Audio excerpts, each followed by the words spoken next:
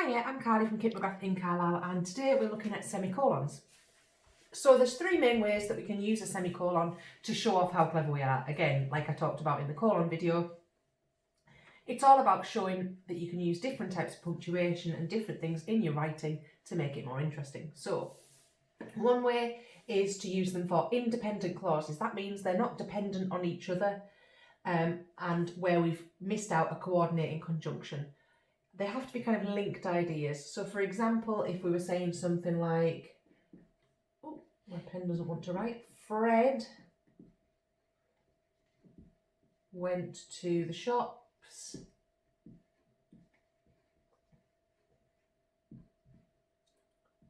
Simon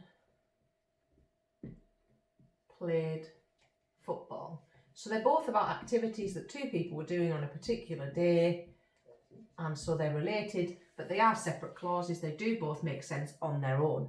So they must make sense on their own. So Fred went to the shops makes sense, Simon played football makes sense. Okay, so that's that one. Next one is in lists. So we've already talked about the fact that a colon would be used to introduce the list. Semicolons or commas can be used between list items. We would use commas where it's usually like a one-word thing, so apples, bananas, you put commas in between them. We'd use semicolons where each of the individual list items might have more detail or more information, so we can clearly mark what each one is. So, for example, I need to take these items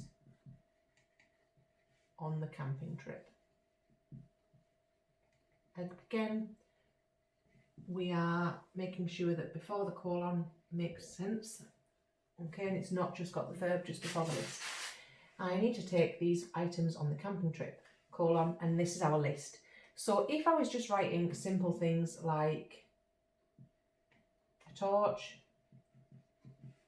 a radio, they could all just have commas in between them. But if I wanted to write more detailed things,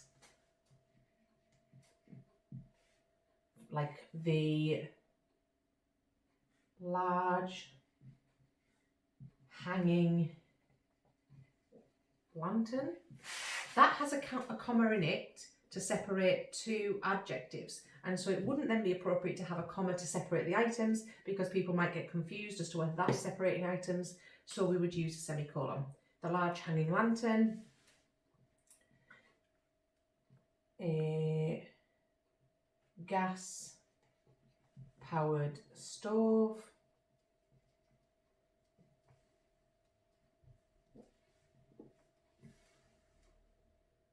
my large purple sleeping bag,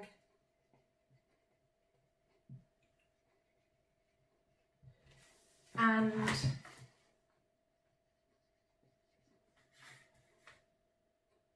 my thick woolly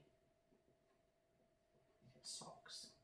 Okay, so where we've got commas themselves used in the description of one of the items, we would use semicolons to separate the items in the list. Okay, so that is our second example. Our final example is where we're using a conjunctive adverb.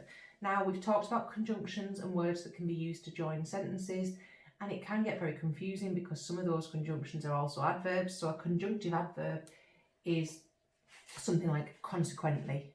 Okay, so it is an adverb, but it's also used to join two sentences. So the weather is bad, semicolon, consequently,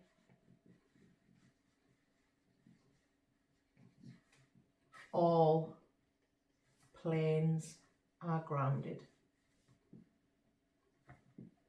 So we've used our conjunctive adverb, and so our semicolon goes in front of it. Other examples would be things like moreover and things like that. Okay, so those are just three examples of where we can use a semicolon. As I said with the colons, we would write a little plan and we would say how we're going to try and use it.